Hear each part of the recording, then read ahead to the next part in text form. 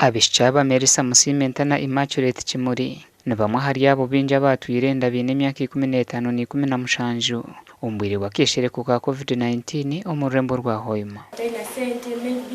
For example, mami wange abatali mudaji wange lumbaleka ani anagendere kulira kabatanye bazaire bange bona barobo esimbe nyewe embere nyambaire mu kabantu giro musomero kandi mazire siniyafo baitu mtaina fees zo kunyongerayo ati ndi mukahondo onyikalire ntaine kinko eba bigambo bu company ya MTN Uganda yabane kwasobo hwezi bwe biharane kitongore kya Take a Step Women Organization ekirukubahweraho okushome by'emikono. Bwire mututunulira abantu bayingi tukujulio nabanda tukunira kubani bayija kandi bona kuja batunulira abo demonstrate vulnerable tukunira abana abo mu maiso kubantu bateka mu tubegesa machine zine zizire bagende batraining abandi basobole no kutunga ogwo mukisa go kubani bawoni benyine be chance izire bagikozese batunge kila ko employing abandi mwana wa myezi musanju batayikiri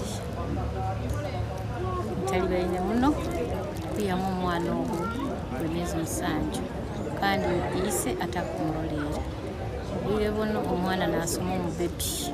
Omujwekero wa president mu division ya Hoima City William Donanto Kasigaze nagira ngo mbarugwa bicha bari kwefaho n'abana babo gurya hakweyongera omurembo rwa Hoima. Because we are overwhelmed now with the children, especially what we can call child-headed families.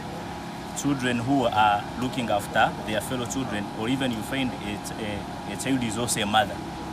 And of course for us we are much affected because we are worried as security that the future of these children, especially that is the most important thing.